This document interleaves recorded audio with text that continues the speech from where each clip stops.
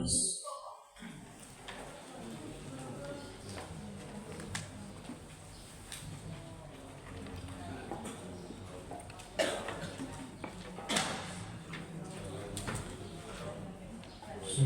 Fussilat surah 41 ayat 19.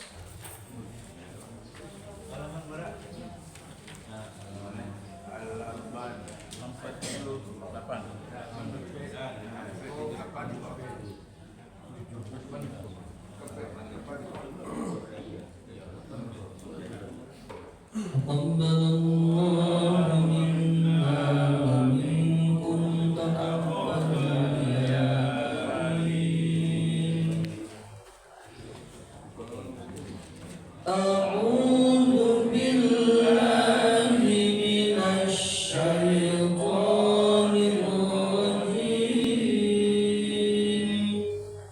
Bismillahirrahmanirrahim.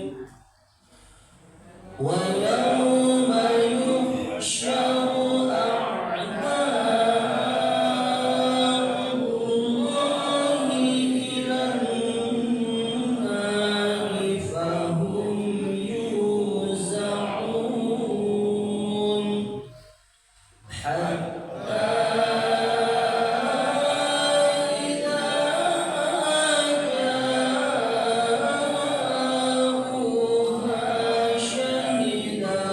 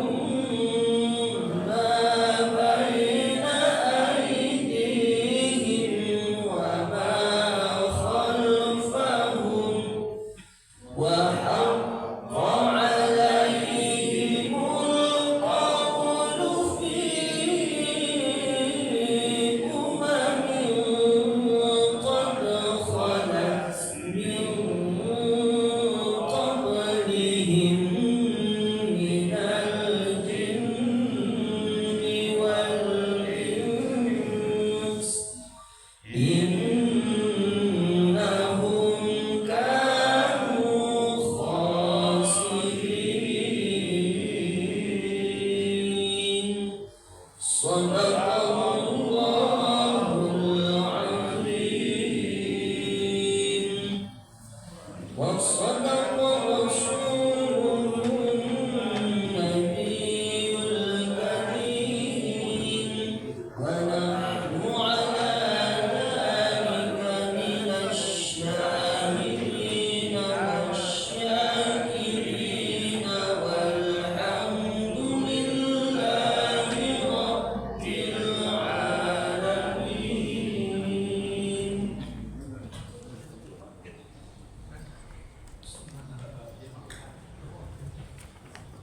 Terjemahan surat Al-Quran surat Fussilat ayat 19 sampai dengan ayat 25. Aku berlindung kepada Allah dari godaan setan yang terkutuk dengan menyebut nama Allah yang Maha Pengasih, Maha Penyayang. Dan ingatlah pada hari ketika musuh-musuh Allah digiring ke neraka, lalu mereka dipisah-pisahkan, sehingga apabila mereka sampai ke neraka, pendengaran, penglihatan, dan kulit mereka menjadi saksi terhadap apa yang telah mereka lakukan. Dan mereka berkata kepada kulit mereka, "Mengapa kamu menjadi saksi terhadap kami?" Kulit mereka menjawab, "Yang menjadikan kami dapat berbicara adalah Allah, yang juga menjadikan segala sesuatu dapat berbicara. Dan dialah yang menciptakan kamu yang pertama kali, dan hanya kepadanya kamu dikembalikan. Dan kamu tidak dapat bersembunyi dari kesaksian pendengaran, penglihatan, dan kulitmu terhadapmu. Bahkan kamu mengira Allah tidak mengetahui banyak tentang apa yang kamu lakukan. Dan itulah dugaanmu yang telah kamu sangkakan terhadap Tuhanmu. Dugaan itu telah membinasakan kamu, sehingga jadilah kamu termasuk orang yang rugi. Meskipun mereka bersabar atas azab mereka, maka nerakalah tempat tinggal mereka. Dan jika mereka minta balas kasihan, maka mereka itu tidak termasuk orang yang pantas dikasihani. Dan kami tetapkan bagi mereka teman-teman setan yang memuji-muji apa saja yang ada di hadapan dan di belakang mereka. Dan tetaplah atas mereka putusan azab bersama umat-umat yang terdahulu sebelum mereka dari golongan jin dan manusia. Sungguh mereka adalah orang yang rugi.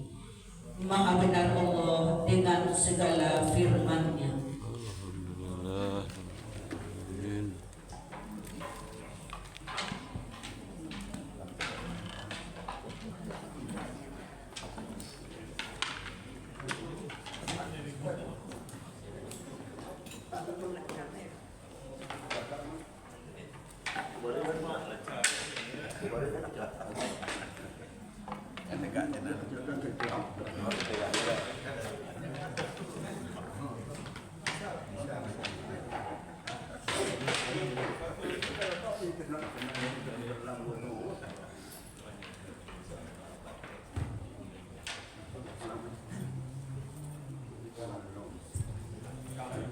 Bismillahirrahmanirrahim. Assalamualaikum warahmatullahi wabarakatuh. Waalaikumsalam warahmatullahi wabarakatuh. Alhamdulillah, alhamdulillah rabbil alamin, wassalatu wassalamu ala asrafil anbiya wal mursalin wa ala alihi washabihi wa rasulillahi ajma'in. Asyhadu an la ilaha illallah wa asyhadu anna Muhammadan abduhu wa rasulullah nabiyya ba'd. Pertama dan utama sekali adalah kita mengucapkan puja beserta puji syukur kehadirat Allah, yang mana pada subuh ini kembali kita diberi oleh Allah nikmatnya, rahmatnya beserta karunia-Nya, sehingga subuh kali ini kita dapat kembali melangkahkan kaki kita dan mengayunkan tangan kita menuju masjid yang sama-sama kita cintai ini, yakninya untuk melaksanakan aktivitas kita sebagai umat Islam, yaitu melaksanakan sholat subuh secara berjamaah. Alhamdulillah, pagi ini mungkin sudah banyak ibadah yang sudah kita lakukan. Sudah sholat tadi, kita sudah berzikir, kemudian kita baru saja membaca ayat suci Al-Quran. Mudah-mudahan apapun yang sudah kita lakukan diganjar pahala sebanyak-banyaknya oleh Allah Subhanahu wa Ta'ala. Amin. Baik Bapak dan Ibu yang dimuliakan Allah, insyaallah sebentar lagi kita akan tambah terus ilmu kita untuk persiapan kehidupan kita yang paling kekal, yaitu kehidupan akhirat. Mudah-mudahan di akhirat nanti kita mendapatkan tempat yang sebaik-baik tempat, yaitu surganya Allah Subhanahu wa Ta'ala. Salawat dan salamnya kita untukkan buat baginda Rasulullah sallallahu alaihi wasallam dengan lafaz Allahumma salli ala Muhammad wa ala ali Muhammad. Bapak dan Ibu pengurus Masjid Baitur Rahim, Mushola Nur Ikhlas, Mushola Thaibah beserta bapak ibu-ibu jemaah salat subuh mubarakah yang muliakan Allah. Langsung saja kita memperpanjang kata-kata mukadimah, kita masuk dengan acara inti kita pada subuh ini, yaitu tausiah yang akan diberikan oleh Buya kita yang minggu kemarin dia berhalang. Alhamdulillah kita bisa bertemu pada minggu ini. Mudah-mudahan ilmu-ilmu yang diberikan beliau terus bisa mengantarkan kita untuk mempersiapkan kehidupan kita yang masa yang akan datang. Mungkin langsung saja kepada Buya kita persilakan.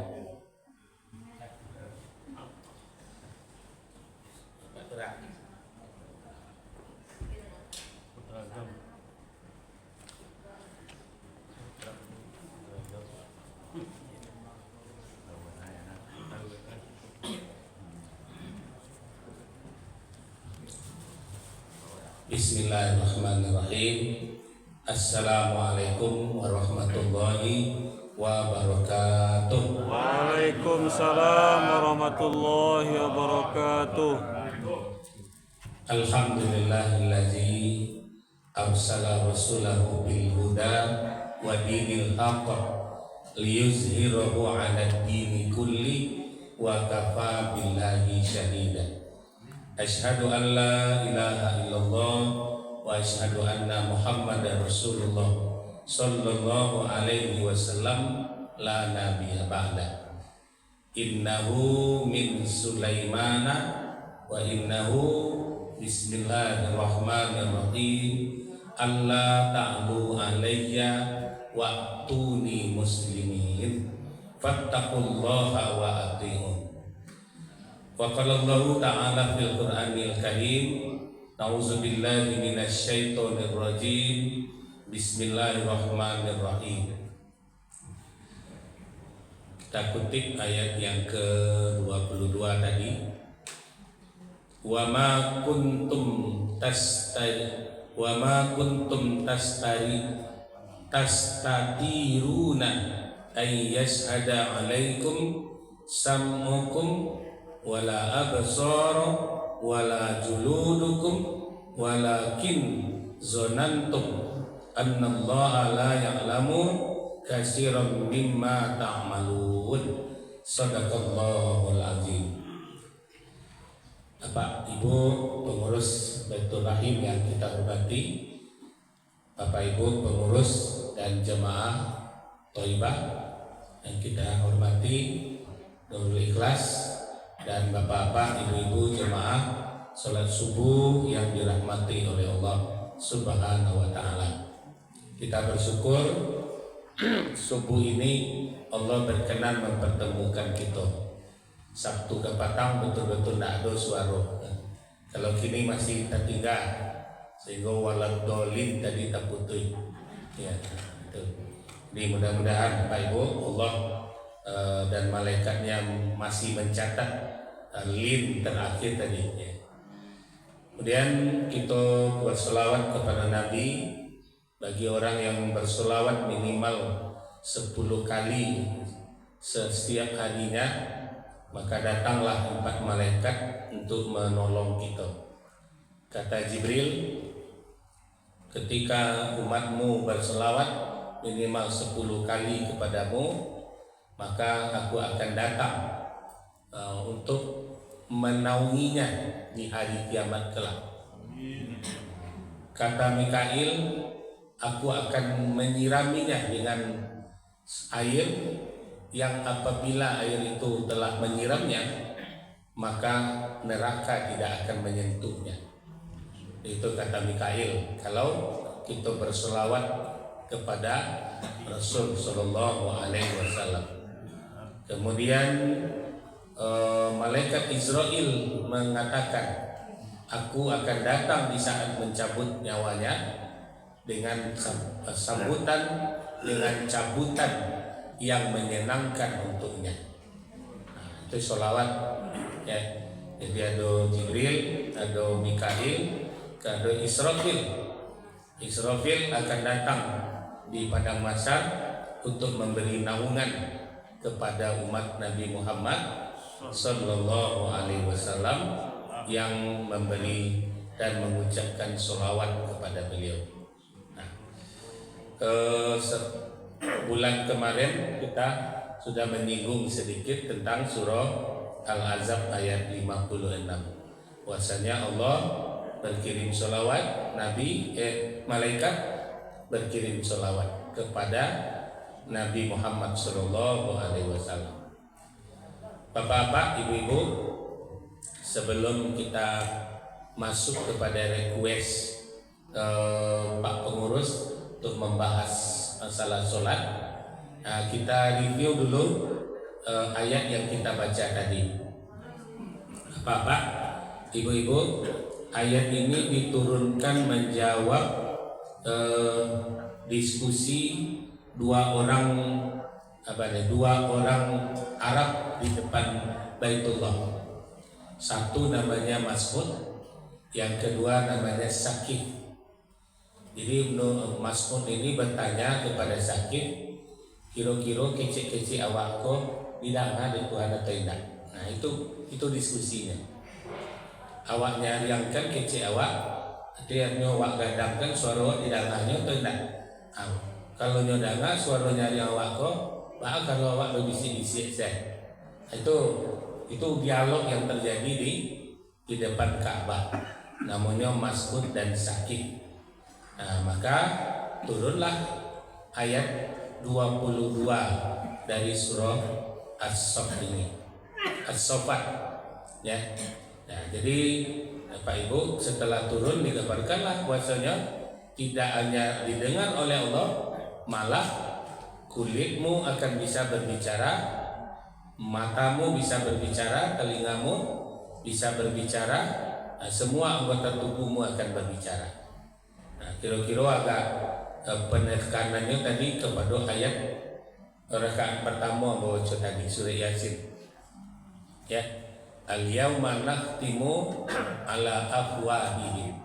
Pada hari ini kami kunci lidahmu. Wa tukallimuna aydihim. Kami suruh tanganmu yang berbicara. Wa tashhadu arjulum. Kami minta saksi kakimu. Ya, bimakanu yaksibun, dengan apa yang kamu kerjakan. Nah, tahu-tahu dibolos surah As-Saffat yang awak baca pagi kini. Jadi menyambung antara hampir tadi di rakaat kedua pilih surah As-Saffat dia di ayat yang ke-30. Fusilat, maaf. Fusilat di ayat 30 itu nanti ibu-ibu akan sampai jawab apa sampai di situ. Innal ladzina qalu rabbunallah summa istaqamu tatanazzalu alaihimul malaikatu alla takhafu wa la tahzanu. Itu nanti bagus dihafal itu ayat 30 sampai ayat 32 setidaknya.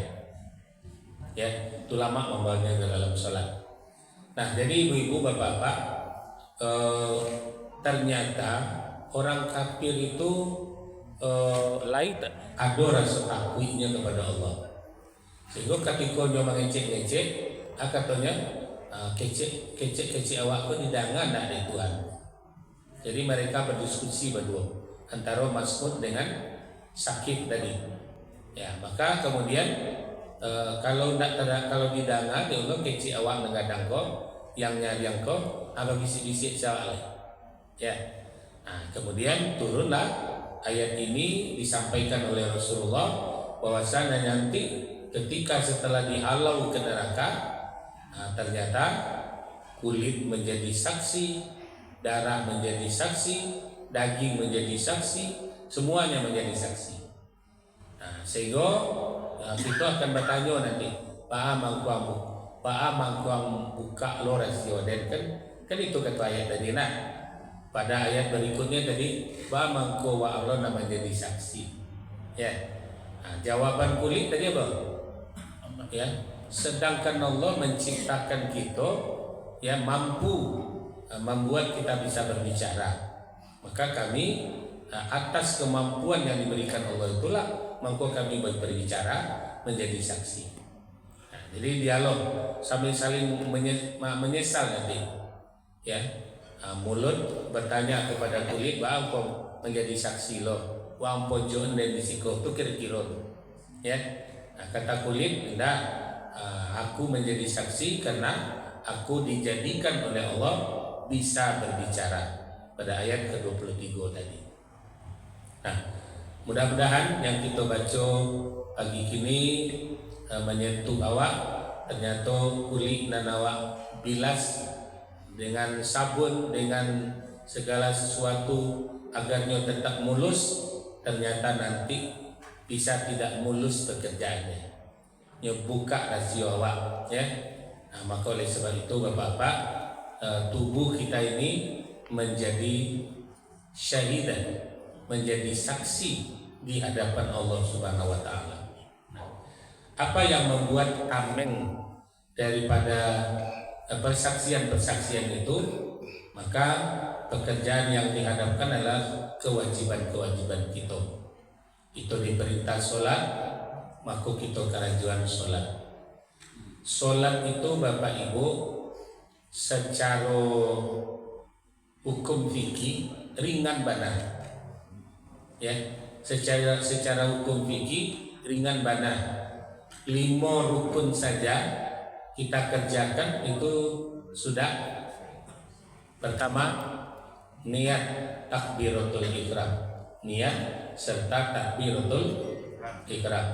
Yang kedua, Fatihah. Yang ketiga, rukuk.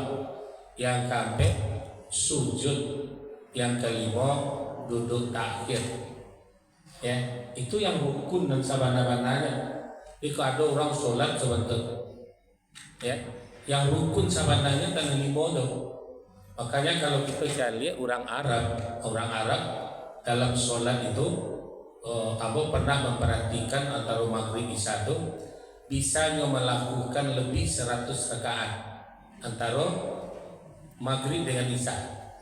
Jadi yang mencoba mencari Allahu Akbar, sudah turun rukuk, sudah Allah sujud, kemudian lah balik.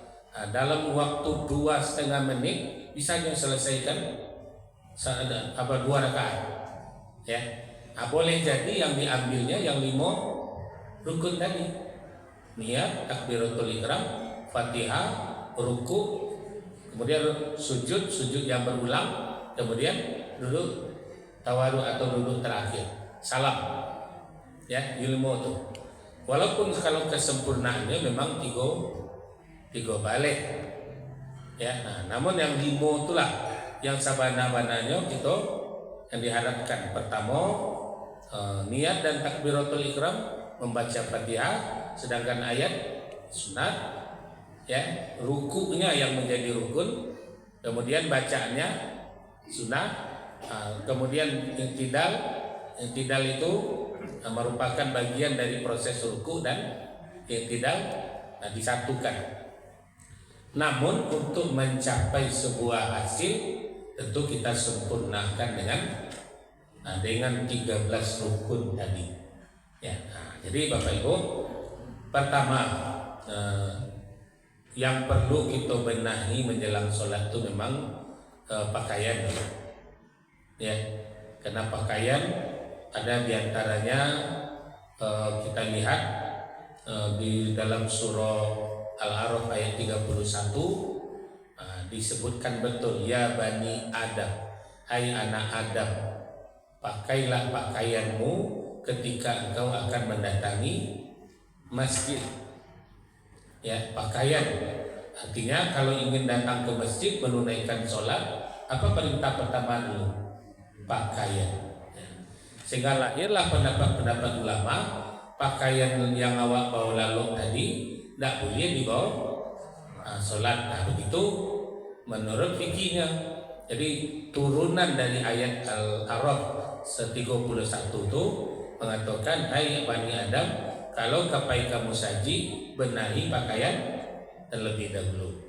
Maka lahirlah ijtihad atau pendapat-pendapat ulama berdasarkan hadis Nabi, ya, kemudian mengatakan bahwasanya pakaian terbaik itu memang dikhususkan untuk pakaian sholat. Nah, ada gantungannya. Jadi kalau sampai ke sholat, maka ada gantungannya. Nah, Bapak Ibu, kemudian ada yang membahas sejelimet itu mana Nabi dulu. Nah, dikaitkannya, sedangkan Nabi itu pakaiannya saketeknya. Nah, begitu. Jadi sesuatu yang menjadi hukum itu kurang balik ke belakang. Apakah sejelimet itu mana Nabi dulu dalam berpakaian, sedangkan pakaian beliau tidak banyak. Nah, kemudian Bapak dan Ibu memang kemudian dikaji apa dasarnya, dan beliau memang membiasakan diri untuk selalu menyiapkan pakaian untuk sholat, sehingga pada suatu saat beliau hampir-hampir mewajibkan pakaian itu pakaian khusus untuk sholat. Tapi dengan peristiwa Sa'labah, apa yang terjadi pada Sa'labah? Bergegas keluar sesudah sholat, sehingga menjadi bahas oleh Nabi, Pak engkau bagagina pulang. Nah, kata Sa'labah, pakaian yang kau pakai kau ditunggu deh istri kamu untuk sholat subuh. Kan menjadi masalah kalau Nabi menetapkan tadi pakaian itu khusus untuk berangkat sholat saja, sedangkan ada umat beliau yang tidak punya pakaian serap. Dan begitu. Nah, maka Sa'labah dikatakan, kalau baik itu katanya, maukah engkau aku beri doa? Itu awal kisah Sa'labah. Kata Sa'labah, rasanya sertailah aku dengan modal, tidak hanya dengan doa. Itu awalnya Sa'labah diberi 2 ekor kambing, ya. Tapi kemudian kambingnya beranak pinak, hanya lupa loh dia salat subuh lah menjauh. Semakin hari menjauh tinggal, semakin banyak ternaknya. Sholat Jumat tidak diboleh. Nah, kemudian diutus sahabat menagih zakat dan tidak dikeluarkan. Ya, sampai Nabi meninggal, Sa'labah tidak mengeluarkan zakat. Sampai zaman Abu Bakar Siddiq diutus satu rombongan untuk menjemput zakat, tidak juga. Ya, di zaman Umar bin Khattab, Sa'labah semakin menjauh dengan ternak-ternaknya. Di zaman Utsman bin Affan lah Sa'labah kemudian jatuh gila. Kenapa? Karena dia sudah berniat untuk membayar zakat. Ya, tapi kemudian Utsman mengatakan, ketika Nabi saja kau tolak, ya, Abu Bakar kau tolak, Umar kau tolak, bagaimana aku bisa menerima zakatmu? Ya, 3 orang terbaik yang termulia engkau abaikan, ya, aku tidak bisa menerimanya, kata Utsman. Ya, dengan demikian Sa'labah di zaman Utsman bin Affan beliau menjadi gila. Ya, nah, jadi itu akibat daripada kedurakan. Tadinya masalahnya pakaian. Nah, jadi ibu-ibu dan bapak mencari hukum tuh diterima hari kini terbayang oleh orang yola di bodi awak bisa awak menyusun ini pakaian khusus sholat ya, awak gantuang awak angin. Tapi ada yang bertanya yang agak sensitifnya, Pak di zaman Nabi ya, laisa banyak itu pakaian Nabi ya. Jadi menerjemahkan dan menafsirkan ayat seperti panggilan usaha untuk memakai pakaian terbaik, artinya kalau untuk di awak ini yang penting itu kesucian pakaian yang kita pakai ya. Yakin kita dengan memakai pakaian kolam suci, maka kita bawa untuk sholat. Kemudian yang perlu kita sucikan lagi adalah badan. Maka lahirlah pelaksanaan wudhu atau tayamum. Nah wudhu Bapak Ibu, kalau dengan air yang sempurna yang banyak hari ini, dengan kebanyakan air, awak ini kadang-kadang alupolo. Darah-darah ya. Iya, mulai. Contohnya air ini banyak. Kita lihat ke belakang bagaimana Nabi melaksanakan wudhu. Beliau mengatakan hematlah memakai air. Kenapa beliau mengatakan hemat memakai air? Setiap beliau mandi dan berwudhu, yang mengambilkan airnya Salman Al-Farisi. Dia yang mengambil air ke semua itu untuk beliau, untuk mandi dan untuk berwudhu beliau itu Salman. Maka tentu terbayang oleh kita penghematan air karena Salman berulang kali mengambil air. Jarak dari rumah beliau itu mengambil air ketika itu adalah lebih kurang sekitar 7 kilo. Kalau kini Bapak Ibu disebut sumur Nabi yang sudah dipagar dan airnya sangat besar di Madinah begini. Ya, jadi Salman lah yang mengambilkan. Ketika itu beliau mengatakan menghemat. Sehingga itu dasarnya Pak. Bahasa beliau berwudu itu dengan semacam cerek.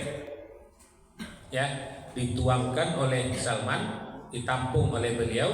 Kemudian dengan itu. Kemudian ada yang fanatik. Kawan-kawan kita jemaah tabligh umpamanya.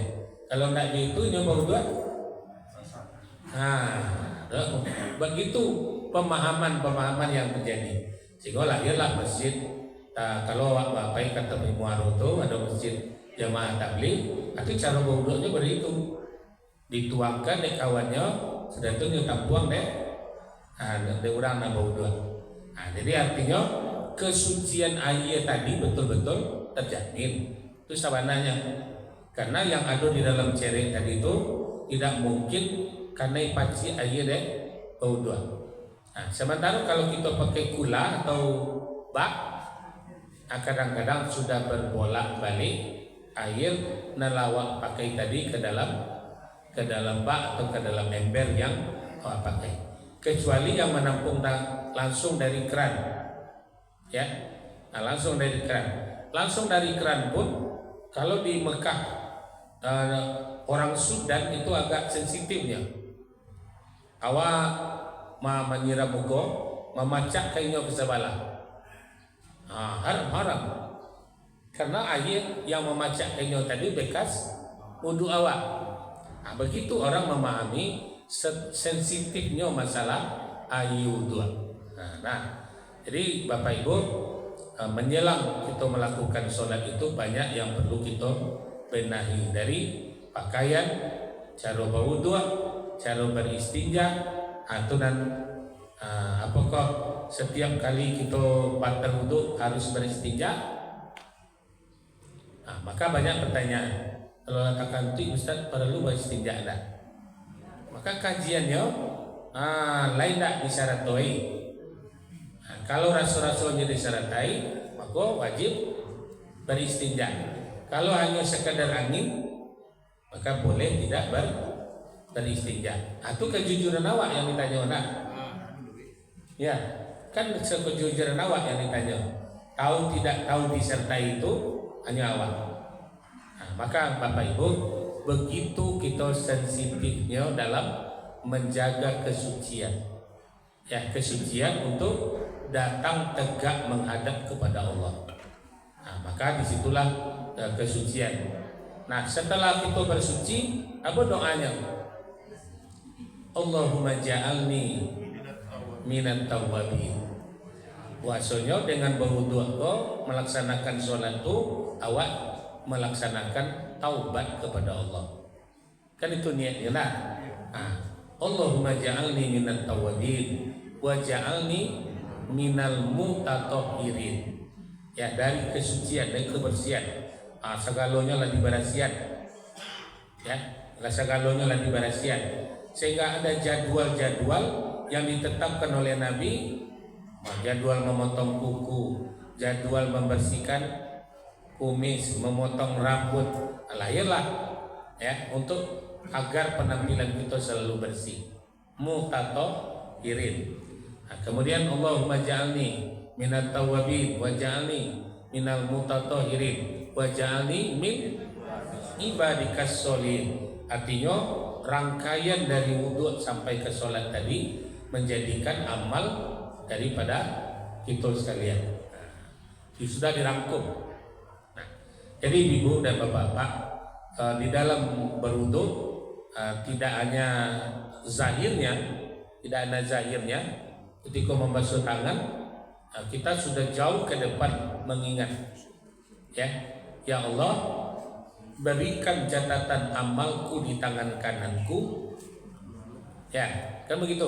Ya Allah, jangan kau berikan catatan amalku di tangan kiriku, atau kau lempar dari belakang. Jadi makrifatnya ketika berwudu tadi jauh ke depan, ya jauh ke depan. Apa yang di depan itu? Di saat kita sudah dibangkit nanti di padang mahsyar, kita akan menerima catatan amal. Bisa ditamengi oleh air wudu yang kita pakai, ya. Sehingga di saat membersihkan tangan suara, kita berharap ditamenginya, berhak tangan kanan awak menerima kitab catatan amal awak, sehingga pada hari itu dinobatkan awak menjadi golongan kanan. Dalam surah Al-Waqi'ah, golongan kanan, ya. Nanti ditanya siapa golongan kanan itu, maka diceritakan di situ. Salah satunya orang yang menerima catatan amal di tangan kanan. Nanti kemudian di tangan kiri, masimali siapa yang golongan kiri itu, maka disebutkan pula ko makanannya, ko minumannya, ya kan begitu dalam surah Al-Waqi'ah.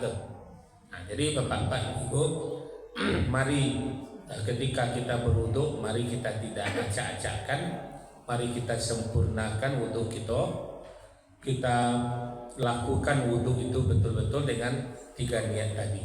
Pertama, untuk mendatangi Allah dalam bertaubat. Yang kedua, kesucian lahir dan batin. Kemudian yang ketiga, agar ibadah kita ini menjadi ibadah yang menolong kita nanti. Contohnya tadi dalam surah Al-Fusilat tadi ayat 22, ternyata kuli awak kok kamangecek bisa, ya, darah awak kamangecek bisa. Dan kemudian banyak lagi apa yang disampaikan tadi, kulit, kemudian pendengaran, ya pendengaran. Karena awalnya sudah wanti-wanti dalam surah As-Sajdah, ya, summa sawwahu wa nafakha fihi min ruhihi wa ja'ala lakumus sam'a wal absara wal afida qalilan ma tashkurun. Asakete yang mensyukurinya, ya. Mata tidak disyukuri, telinga tidak disyukuri, hati tidak disyukuri. Ternyata nanti di dalam alam mahsyar itu, di dalam neraka itu, justru kita dimasukkan ke neraka karena 3 tadi.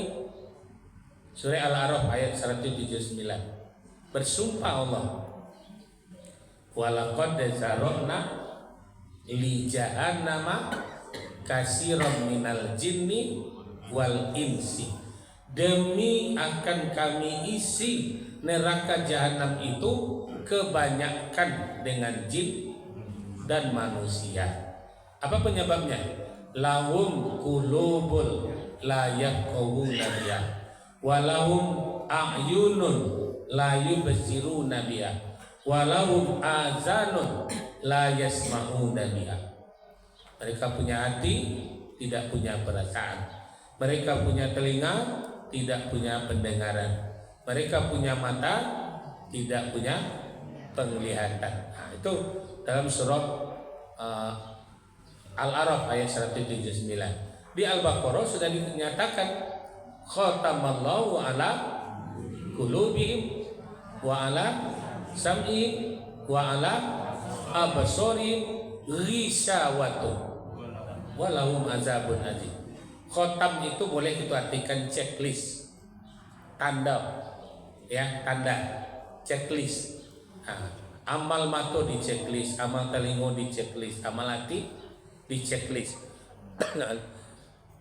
Checklist itulah yang dikumpulkan menjadi amal zaro khairan, zaro kebaikan atau zaro syarra, keburukan. Jadi bapak-bapak, ibu-ibu, untuk menolong kita itu dimulai dari ibadah sholat kita lah. Ya, karena ketika kita sampai di padang mahsyar, yang ditanya pertama masalah sholat. Apabila masalah sholat ini sudah selesai, urusan kita yang lain menjadi beres, selesai. Nah, tentu kuncinya yang kita benahi, Pak Ketua Pengurus, mari kita benahi dari awal berwuduk kita, ya, berwuduk kita, pakaian kita, karena memang kalau kamu datangi masjid untuk sholat, dalam Al-A'raf 31 tadi, yo pakaian dulu, ya, pakaian dulu. Kita yang tahu pakaian kau masih layak atau tidak untuk dibawa sholat. Apalagi kita bapak-bapak, ya, apalagi kita bapak-bapak. Kadang-kadang kita berhenti di rest area sholat, buang air ketek. Kadang-kadang tersedia di tempat rest area itu hanya tagak. Nah, seko tiga tagak tadi pakaian kaki celana awak, kadang tak berguluang, kadang lain berguluang, begitu awak jatuh aja lantai tadi. Jadi di situ terjadi kesubhatan, subhat. Ya, ragu awak. Kalau lah ragu, kata Nabi, bang, tinggalkan, tukar celana tadi jo kain sarung. Nah, maka setidaknya di dalam jok atau di dalam tas ada kain sarung atau untuk menghindari apa subhat tadi. Ya, kenapa pakaian awak? Apalagi kalau langsung, kalau awak lah tipis di atas pesawat, itu nak dulu. Asal nanti singgung di biang WC pesawat tu, langsung awak tu, ya, di dindingnya, di toiletnya, di apa lagi di lantainya. Di sebentar pramugari menyajian, ibu jadi basahi lantai.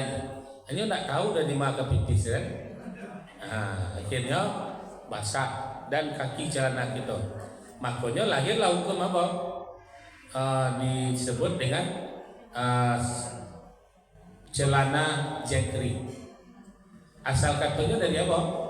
Tidak boleh celana melebihi mata kaki. Ya.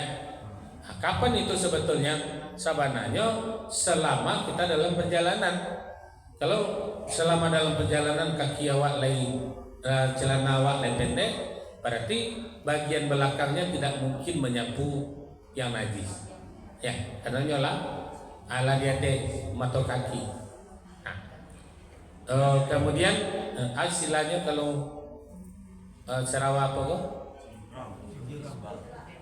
Apa? Isbal. Ya, isbal ya. Kaki Sarawak pendek. Nah, dasar hukumnya dulu sebenarnya, dasar hukum pertama, orang Arab yang kaya-kaya itu dulu pakaiannya bajelo-jelo. Ya, bahkan sampai budaknya mamacian pakaian tuannya di belakang. Nah, maka ketika itu lahirlah hadis isbal. Masa kata Nabi tidak boleh memakai pakaian nama jelo-jelo itu karena menyapu akan najis. Nah, kan lahirlah maka tinggilah dasar Sarawak ya. Nah, sebaik-baiknya tentu ketika kita berjalan tadi menjaga akan pakaian awak yang jangan ternoda dengan sesuatu yang najis. Nah, tabau sampai sholat bagus, kena kita sudah membawa pakaian. Di awal di siku terbiasa Pak Ibu memakai kain sarung, kita laki-laki. Karena itu kebiasaan kita di Indonesia. Sesuatu nampak akan soleh rasanya kalau oleh suku berpakaian sarung. Tapi di Arab nyogalaan awak. Ya. Nah, kenapa nyobisil gawat tuh? Di kami kain sarung kok diceritakan oleh orang Arab tuh kain sarung itu bagi mereka tidak untuk sholat. Untuk apa? Untuk melakukan hubungan suami istri. Itu orang Arab. Jadi nyo masuk ke dalam sarung tuh Pak. Berdua.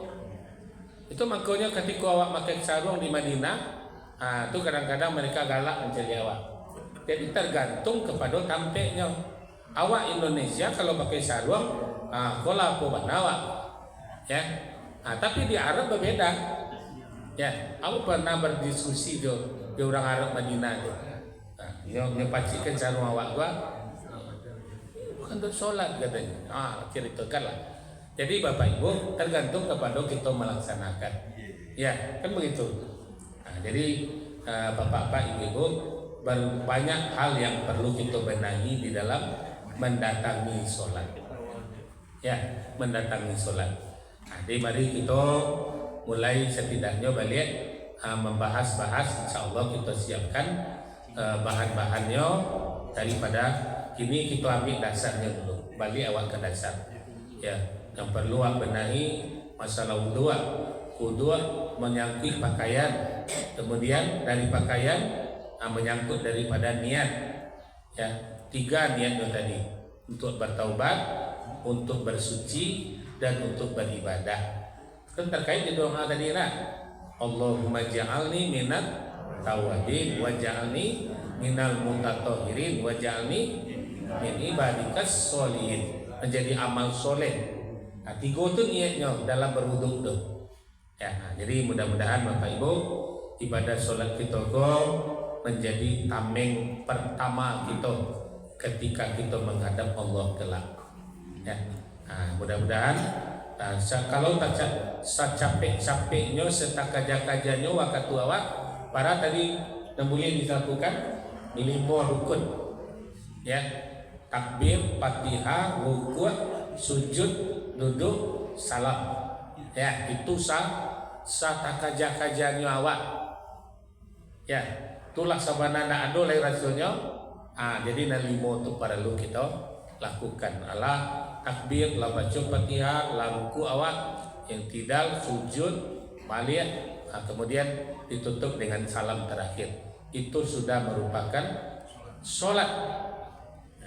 Ikut nampak orang ikut dewa kerja-kerja, dengan ilmu awak kau jangan kita salahkan. Mungkin mereka hanya mengambil 5 rukun yang wajib tadi. Ya Pak. Ya Pak. Ambo dulu pernah mencat rambut gua. Selama 2 tuh lesah gitu. Ya, baca ya. Baca. Kalau catnya itu tidak menembus air, maka tidak sah. Jadi catnya itu tidak menembus air, kan ada terhalang airnya tuh. Ya, tidak ada cat nanti termasuk kutek di kuku. Ya, kalau yang menghalangi, tidak sah. Tapi kini sudah disiapkan berupa sampo. Jadi para ustadz pun sudah melakukannya. Ambo pakai itu, pakai sampo. Ya, tidak. Itu sampo ya? Ya, samponya, tapi dipakainya ketika sebelum setengah jam sebelum mandi. Ya, samponya berupa sampo. Nah, apakah Nabi pernah memakainya? Nabi memakai ketika terhalang haji pertama. Di haji kedua beliau berangkat ke Mekah itu kan memakai warna merah, sungguh menyala. Ya, beliau pakai ihram, datang dari Madinah sudah banyak, itu rambutnya memerah, sehingga ini yang membuat bergetarnya kota Mekah. Kan itu Pak, untuk menguasai kota Mekah itu pertama dianggap oleh orang Arab, oh orang gaik-gaik sana, pengikut Rasulullah Pak. Ya, itu dasarnya Pak.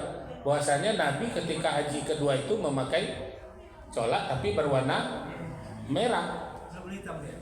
Ada hitam dia kan? Ketika di zaman itu. Nah, maka bapak-bapak ibu, pertama jelaskan apanya dulu, bahannya. Kalau dia membungkus rambut itu dengan pakaian semacam cat yang menghalangi air, maka wudhu kita tentu tidak sah. Nah, jadi pastikan bahannya.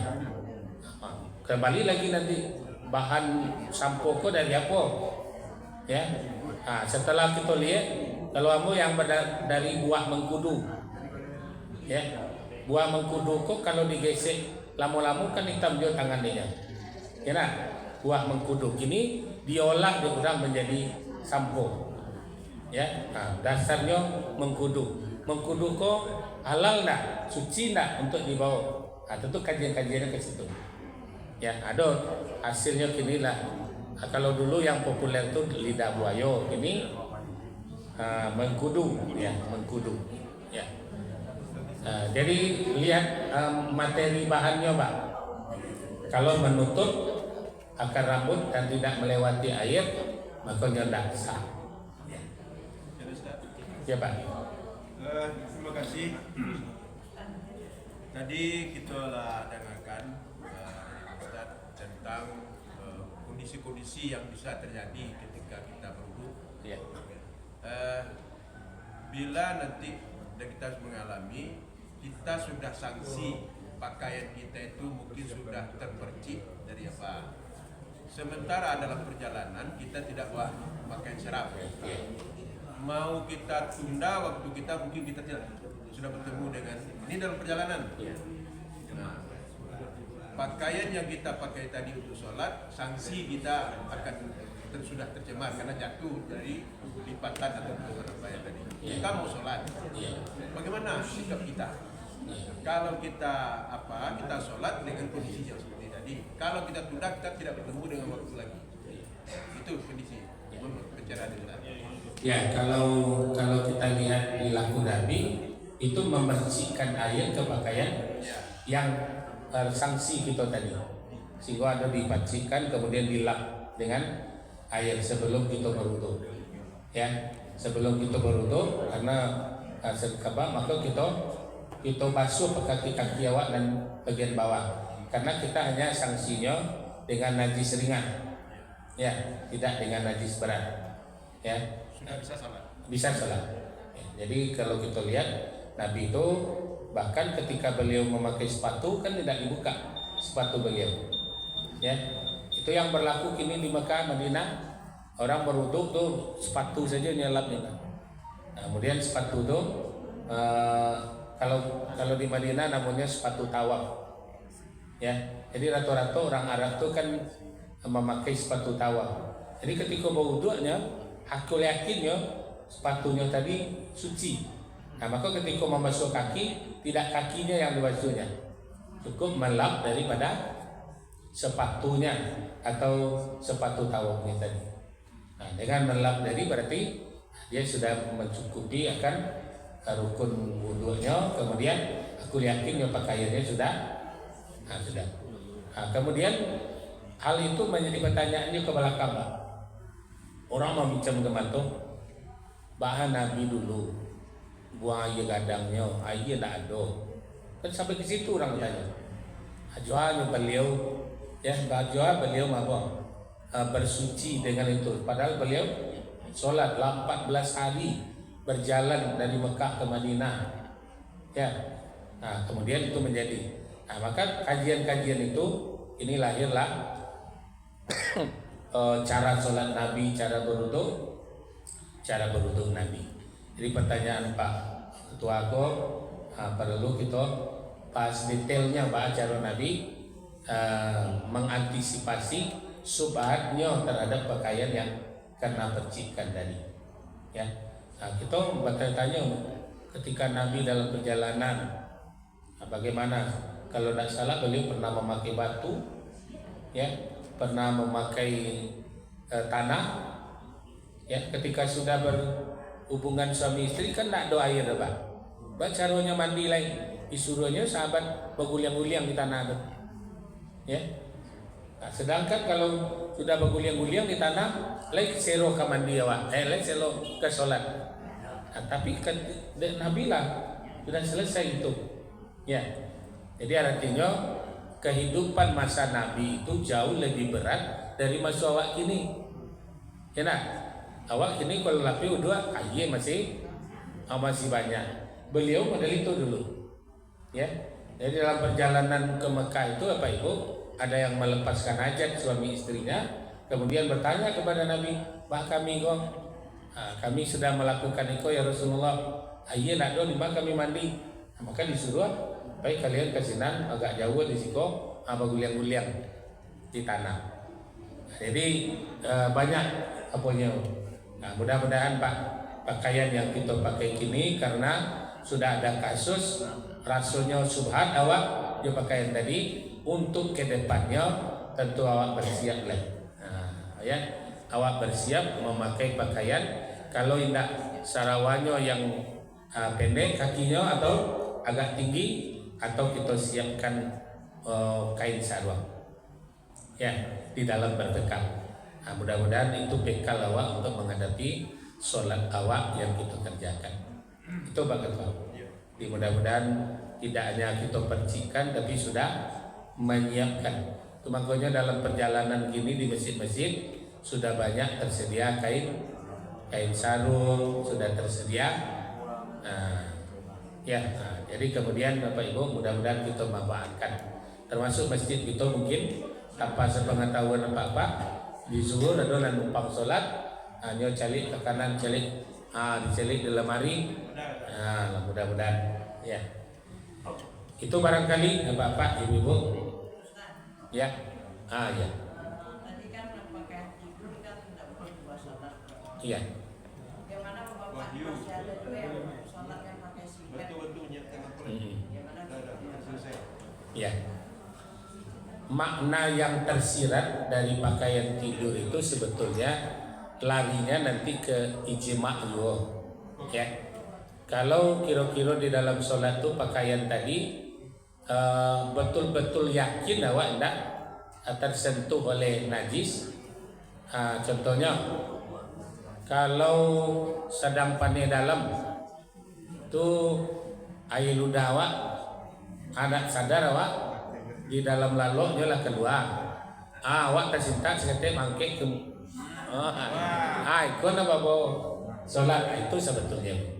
Jadi keyakinan awak di dalam tidur tadi pakaianku suci atau tidak, karena najis atau tidak, itu sebetulnya ujung larangan tadi. Jangan memakai pakaian tidurmu untuk melakukan sholat, karena di dalam tidur kita tidak sadar.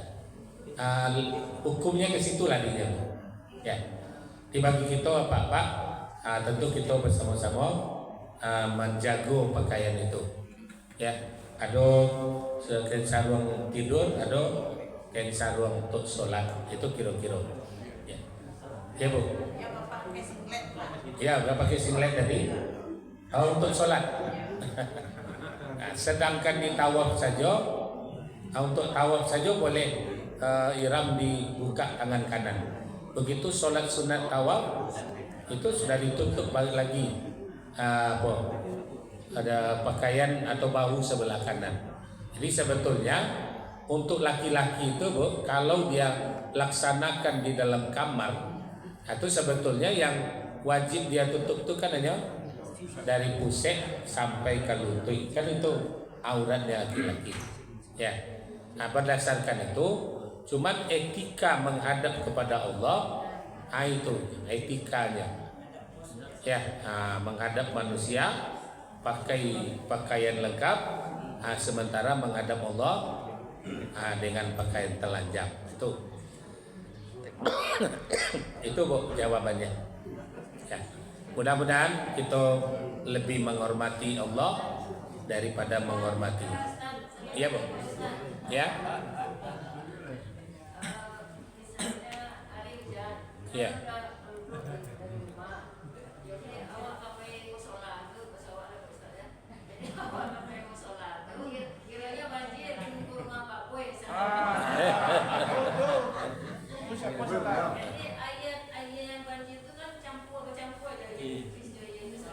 Iya.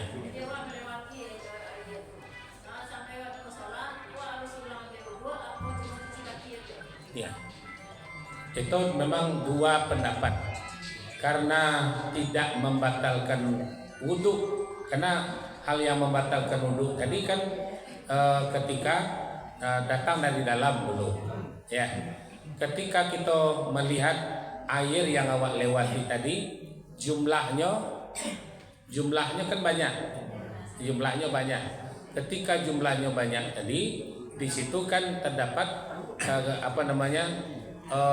keringanan hukum. Karena tidak yakin awak apa koyo air pipis tadi. Tapi kalau dari baunya, dari warnanya betul-betul sudah yakin awak kok tidak cuci lagi, maka ketika itu kita mengulang wudhu sampai di musola. Ketika kita lihat air ko jernih, air ko banyak, lebih banyak jernihnya daripada warna dan baunya, nah, maka yang kita cuci kaki saja. Ya, jadi tergantung warna dan bau airnya. Nah, tentu kesempurnaannya, kalaulah subhat, kalaulah ragu, sebaik-baik subhat ditinggalkan, diulang balik. Itu hukum yang selemah-lemahnya. Ya, ya Bu. Jadi hukum yang terlemah apa? Kalaulah ragu, tinggalkan, ulang balik. Nah, begitu. Lah, jadi Bapak Ibu, mudah-mudahan kajian kita lah sampai 6:30. Pak Firman lah lari kalau sebala sholat sunat suruh, ya tahu saya nah.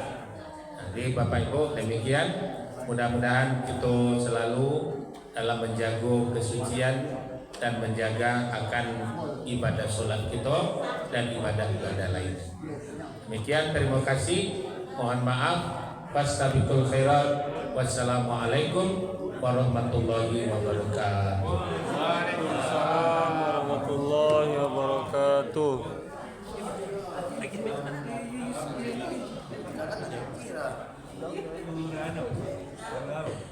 Baik Bapak dan Ibu, terima kasih banyak kepada Buya yang sudah menyampaikan ilmu dalam kita bersama, dasar-dasar pelajaran fikih dalam belajar kita ibadah.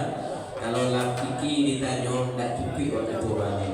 Saya yakin banyak pertanyaan akan ditanya, tapi waktu sudah lewat. Mudah-mudahan dengan yang berjalan waktu bisa sedikit demi sedikit kita tanyakan, sehingga pertanyaan-pertanyaan itu bisa menjawab keraguan-keraguan kita selama ini. Bapak dan Ibu yang dimuliakan Allah, ada beberapa informasi yang kita sampaikan. Yang pertama, ini Pak, suhu kita pada suhu ini Rp250.000. Rp250.000.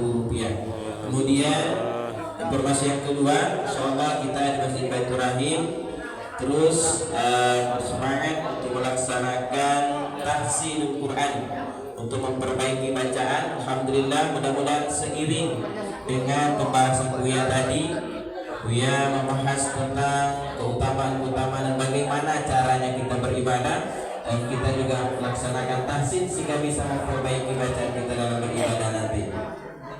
Kemudian yang selanjutnya juga di Mushola Al-Thaibah juga akan laksanakan maghrib nanti tahsin, dan juga Bapak dan Ibu di Mushola Nurul Ikhlas dan Mushola Al-Thaibah mengundang kita semua untuk hadir subuh besok, karena di Mushola Al-Thaibah besok ada kedatangan Habib Ges bin Abdurrahman Assegaf. Jadi mari kita hadir bersama-sama subuh besok ke Mushola Al-Thaibah sekaligus peringatan Maulid Nabi besar Muhammad SAW. Kemudian Bapak dan Ibu yang sudah kita sampaikan beberapa Sabtu yang lewat, janji-janji kita tentang SK pengurus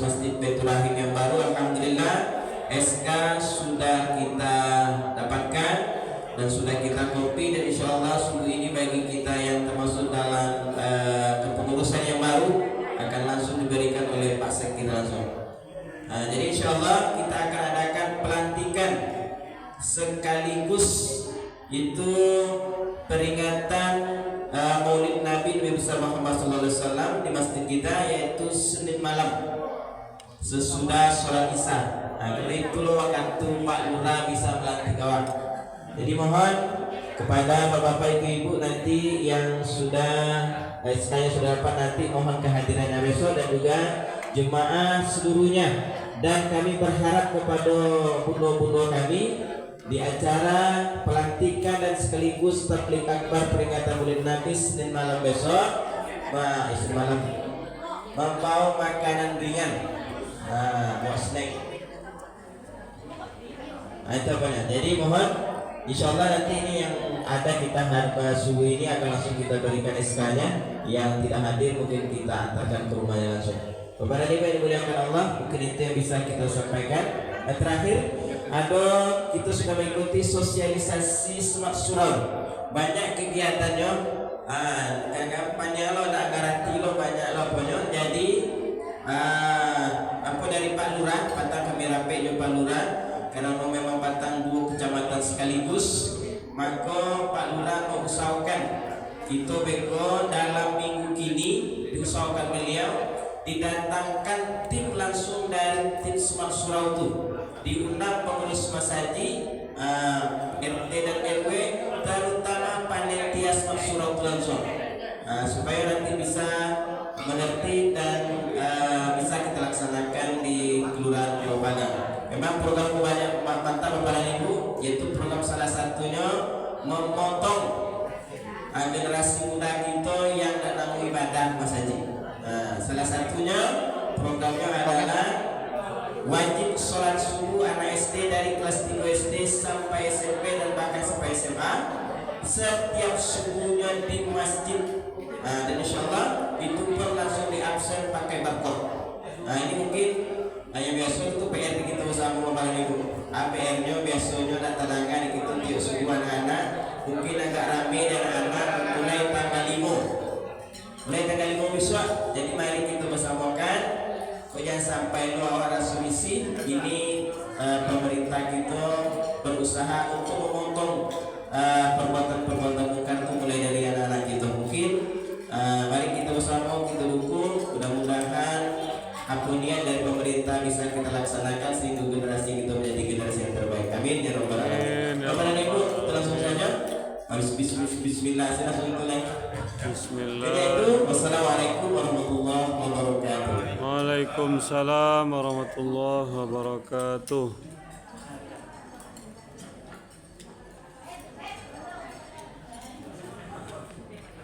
Alhamdulillahirabbil alamin. Assalamualaikum warahmatullahi wabarakatuh.